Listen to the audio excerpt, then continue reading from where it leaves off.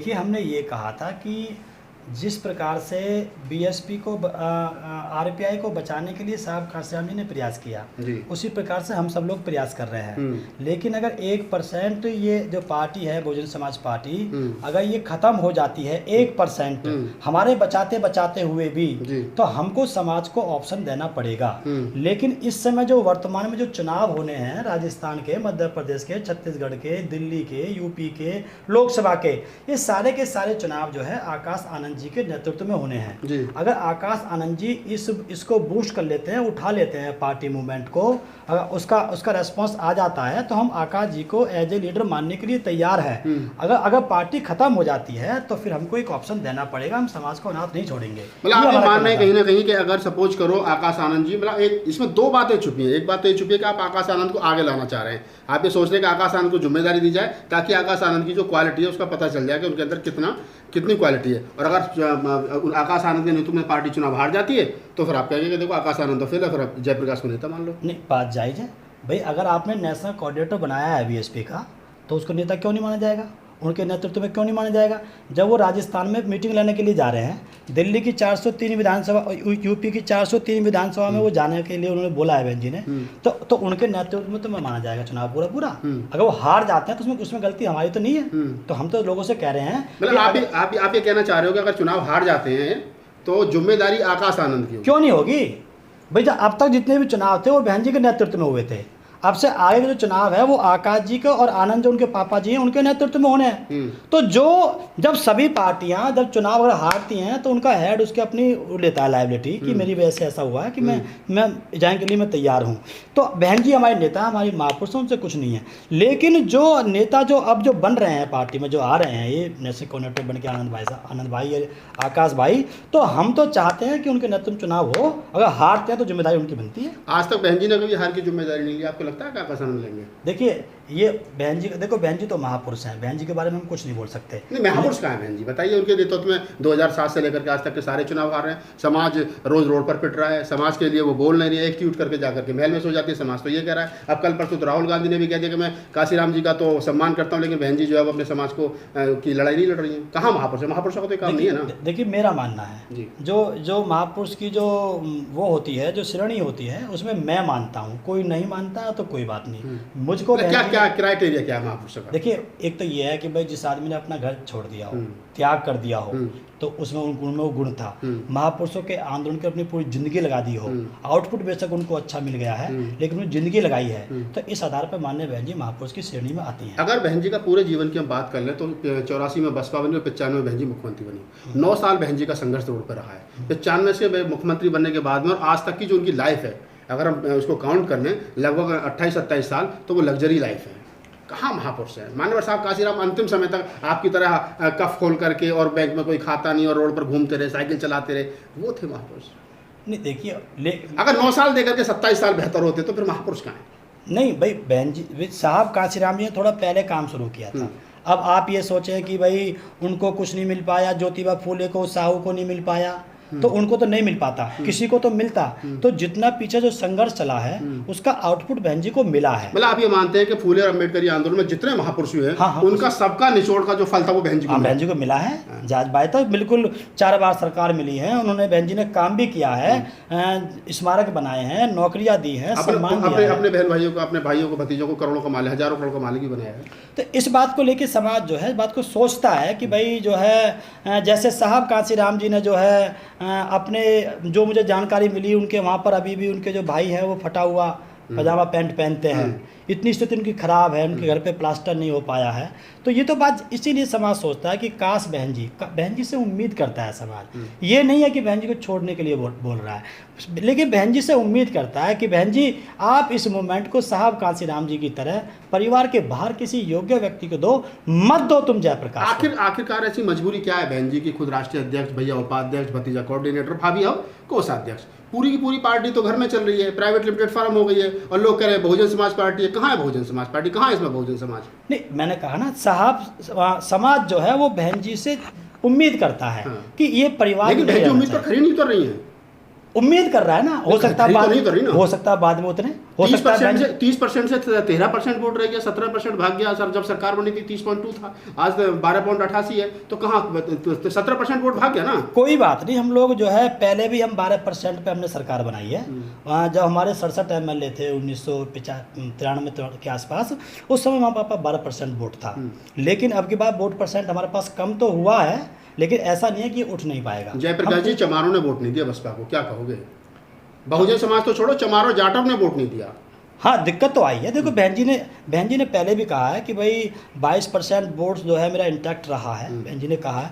अब की बात थोड़ा सा बहन जी ने ये भी कहा है कि भाई थोड़ा सा वोट गिरा है, तो इसी बात को लेकर लोग चिंतित हैं। बहन जी ने कहा कि मुसलमानों ने वोट नहीं दिया, सारी ताकत तो ब्राह्मणों पर लगा रखी थी, प्रबुद्ध सम्मेलन तो ब्राह्मणों के चल रहे थे, हाल ही को पर तो सतीश मिश्रा जी को दे रखा था। ब्राह्मणों ने कब, मुसलमानों ने कब आपसे वादा किया था कि हम आपको जो है वो वोट देंगे?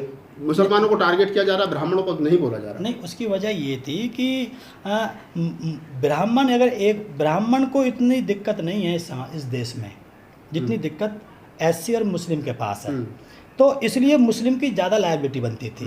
अगर भाजपा जीत जाए, सपा जीत जाए, बसपा जीत जाए, तो ब्राह्मण को कोई इससे कोई खास फर्क नहीं पड़ता, कोई भी जीत जाए। लेकिन मुस्लिम समाज पर फर्क पड़ता है अगर भाजपा जीतती है तो बहन जी ने ये कहा था कि भाई कि जितना वोट आपने उनको दिया है समाजवादी पार्टी को, इतना वोट अगर आप BSP को दे देते, उनका इंटरप्रिटेशन इस बात से था, ये था कि अगर आप इतना वोट बसपा को दे देते तो हम भाजपा को हरा लेते, क्योंकि हमारे पास 22% वोट अपना कोर था। हाँ है 22%, वो भी उस समय था सर। 2017 में हमारे पास 22% वोट था। उस 22% के साथ में आपका 18% जुड़ जाता तो हम 40% वोट हम प्राप्त कर लेते। लेकिन ये मुस्लिम समाज जो है 7% वाली समाजवादी पार्टी के पास चला गया, तो उसकी वजह से सब सिस्टम खराब हुआ है। अच्छा चलिए, एक बात बताइए, बहन जी अपने भतीजे को, अपने भाई को, अपनी भाभी को राजनीति में प्रमोट करिए। हालांकि भाभी को कोई जानता तो है नहीं, लेकिन कोषाध्यक्ष बना दिया गया है। 2 लोग और हैं जो मित्तल साहब हैं और मेवालाल जी जो पार्टी कार्यालय में काम करते हैं, उनको महासचिव बना दिया। बाहर का कोई लोग राष्ट्रीय कार्यकारिणी में ऐसा नहीं जो फेमस चेहरा हो, क्या डर है बाहर के लोगों से बहन जी को? जयप्रकाश से डर है, चंद्रशेखर से डर है, सुरजीत से डर है, इंदु चौधरी से डर है, सिकंदर बहुत से डर है। सैकड़ों नाम ऐसे गिनवाए जा सकते हैं कि जो लोग युवा काम करना चाहते हैं, उनसे बात जो है वो नहीं, उनसे बात नहीं की जा रही है, उनसे नहीं मिला जा रहा है और बार बार प्रमोट किया जा रहा है। आकाश आनंद, क्यों, क्या डर है? जयप्रकाश से क्या डर है? चल बताइए। देखिए, मेरा मतलब ये है कहने का, मैं फिर उसी बात को कहूँगा कि जो बहन जी कर रही हैं, जिसको बारे में आपने बताया, वो सच है, बात जायज़ है, उसको कोई जुटा नहीं सकता, सब है। लेकिन बहन जी से समाज उम्मीद करता है कि बहन जी आप ऐसा ना करें, परिवार में सारे पद ना दें। अगर ये 4 पद जो हैं समाज में, ये 5-6 पद जो आपने बताए हैं, ये समाज में प्रत्येक बिरादरी के लोगों को, हर एक समाज में से लोगों को, OBC समाज में से लोगों को अगर ये ला करके फेस बना करके अगर छोड़ दिया जाए तो उससे BSP को फ़ायदा होगा। ये 4 पद, ये 3 पद अपने घर में लेना, इससे समाज सहमत नहीं है। इन 3 पद को आपको नहीं लगता कि बहन जी परिवार को, अपने फाइनेंस को, अपने पैसे को, अपने गाड़ी कोठी बंगला को, अपने स्टेटस को बचाए रखने के लिए समाज को दाव पे लगा रही है? देखिए, इस बारे में इसलिए नहीं कह सकता कि इस बात को समाज नेगेटिव समझता है।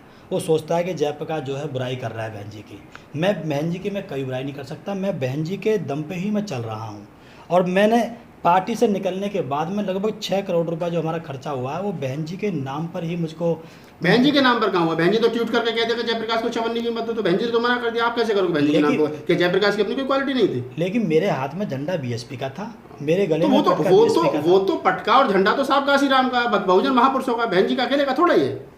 लेकिन समाज के दिमाग में तो ये थी कि भाई BSP का है, BSP का था भी, मैं BSP का, मैंने यात्रा BSP के में निकाली, इसलिए समाज के लोगों ने मुझको पैसा दिया। तो मेरा मतलब ये है कि मैं बहन जी को कभी नहीं छोड़ सकता। मैंने जो मैंने कमिटमेंट शुरू में किए हैं कि मैं जो है बहन जी को आखिरी सांस तक मैं बहन जी के साथ हूँ। लेकिन बहन जी से ये उम्मीद करता हूँ, ये चाहत रखता हूँ कि बहन जी किसी अयोग्य व्यक्ति के हाथ में ये मूवमेंट पार्टी ना दी जाए, क्योंकि बहन जी ने खुद कहा है कि मेरे घुटने खराब हो चुके हैं, मेरे गला खराब हो चुका है, मैं सीढ़ी नहीं चढ़ पाती। बहन जी ने समय समय पे बताया है। तो उसकी वजह यह है कि बहन जी बताना चाह रही हैं कि मेरी स्वास्थ्य मेरा ठीक नहीं है। जब लोगों के पास पैसा नहीं था, साधन नहीं थे, तब साहब काशीराम साहब ने हजारों नेता तैयार कर दिए। आज ऐसा क्या कारण है कि बहन जी एक मायावती दूसरी तैयार नहीं कर पाई? घर की तरफ झांक रही है, घर की तरफ झांकना पड़ रहा है। हाँ, ये तो है भाई। समाज ये भी चाहता है कि आपके नेतृत्व में कितने आपने नेता दिए, कि अगर पूरी क्लास अगर आपकी फेल हो जाती है तो टीचर भी इसको लिए जिम्मेदार होता है ना। तो समाज चाहता है कि आपने नेता। अच्छा चलते आखिरी सवाल हमारे दर्शकों के लिए ये है कि आपको नहीं लगता कि आकाश आनंद जो है वो राजनीति के राहुल गांधी साबित होने वाले इन फ्यूचर? देखिए, इसीलिए मैं बोल रहा हूँ कि कहीं ऐसा ना हो आज तो हम लोग कुछ ही बोलें, आगे जाकर के लोग ये कहें कि पप्पू है। ऐसा अगर हो गया तो हमारी मूवमेंट के लिए हमारे लिए नुकसान है, हमारी पार्टी के लिए हमारे लिए नुकसान है। और सुनो, और जब उनको इंटरेस्ट नहीं है, बात हंसने की नहीं है ये, जब उनको इंटरेस्ट नहीं है तो उनके ऊपर क्यों ज़बरदस्ती जुआ रखा जा रहा है, ये जो होता है। तो इसलिए हम भी ये चाहते हैं कि माननीय बहन जी प्लीज़ आप जयप्रकाश को मत दो। जो आपको लगता है कि जयप्रकाश से कोई दिक्कत है, आप उसको एंट्री मत करो ना, उसको मतलब आप कोई पद दो, लेकिन कम से कम समाज में किसी और को देख लो, कोई योग्य व्यक्ति हो। लेकिन अयोग्य व्यक्ति जिसका इंटरेस्ट ही नहीं है, अयोग्य व्यक्ति मैं क्यों कहूँ बार बार, जब बेचारे को उसका इंटरेस्ट ही नहीं है, वो अपने पापा के कान में पूछता है कि ये मुझसे मीटिंग क्यों मांगते हैं। अरे यार, जो आदमी तुमने नेता बना दिया, वो अगर पापा आपके साथ चल रहे हैं तो आप किस बात के नेता हैं, जिसमें आप बच्चे हैं। तो वो पापा से पूछता है कि पापा ये मुझसे मीटिंग क्यों मांगते हैं, जब कोई बच्चा पूछता है। तो ये चीज़ समाज के लिए और हित, ये समाज के लिए, मूवमेंट के लिए, पार्टी के लिए हित में नहीं है। दबी जबान में लोग ये कह रहे हैं कि बहन जी ने परिवार के लिए, बहन जी ने अपने स्टेटस को बचाए रखने के लिए जो बहुजन महापुरुषों का मिशन है उसको भेंट चढ़ा दिया। अब समाज से कोई चिंता नहीं है, बहन जी सिर्फ अपने आप को, अपने परिवार को, अपने पैसा को, अपनी गाड़ी कोठी बंगला को बचाए रखने के लिए काम कर रही है, बाकी समाज से कोई मतलब नहीं। देखिए, मैं ये मानता हूँ कि हर एक महापुरुष या जो भी व्यक्ति काम करता है इस मूवमेंट में, उसके द्वारा एक कुदरती डिसाइडेड होता है कि ये कितना काम कर पाएगा, कितना आउटपुट दे पाएगा। माननीय बहन जी ने जो आउटपुट देने थे वो काफ़ी कुछ दे दिए हैं। अब तो कोई दूसरा नेता ही, दूसरा नेतृत्व जो निकल के आएगा इसका मूवमेंट का, वही आउटपुट दे पाएगा। चलिए बता दीजिए, जब हम थोड़ा सा आखिर में हमारे दर्शकों को कि अगर बहन जी इन सारी बातों का कोई बहन जी पर असर नहीं पड़ता है, चुनाव हार गए, सब कुछ हो गया, उसके बावजूद भी बहन जी का परिवार का मोह जो वो नहीं छूट रहा है, अगर बार बार जो है वो आकाश आनंद को प्रमोट किया जाएगा, बार बार आनंद को प्रमोट किया जाएगा, बार बार परिवार को आगे लाया जाएगा, तो आप जयप्रकाश जैसे लोग कब तक शांत रहेंगे? कभी कुछ मतलब और बड़े डिसीजन लिए जाएंगे? देखिए, मैं तो लास्ट में फिर कह रहा हूँ आपसे कि अगर आकाश के नेतृत्व में जो चुनाव होंगे अगले वाले, उसमें पार्टी को, मूवमेंट को फायदा होता है तो हम आकाश को नेता स्वीकार करने के लिए तैयार है। अगर उनके नेतृत्व में पार्टी डाउनफॉल जाती है, खत्म होने के गारे पे पहुंच जाती है, खत्म हो जाती है, तो उसके बाद हम लोग जरूर कोई ऑप्शन, उसके बाद जयप्रकाश पार्टी बनेगी, उसके बाद हम समाज को ऑप्शन देंगे, सब लोगों से बातचीत करते हुए वहाँ पार्टी बनाएंगे, बात जाए। अगर बीएसपी खत्म होती है तो हम लोगों में औरों में एक बेसिक अंतर ये है, और लोग बीएसपी के रहते हुए पार्टी बना रहे हैं। हम लोग कह रहे हैं कि अगर बीएसपी चलती रहेगी, ताकत रहेगी, तो हम बीएसपी के साथ हैं। अगर बीएसपी खत्म हो गई तो हम समाज को अनाथ नहीं छोड़ेंगे, हम जरूर को ऑप्शन देंगे।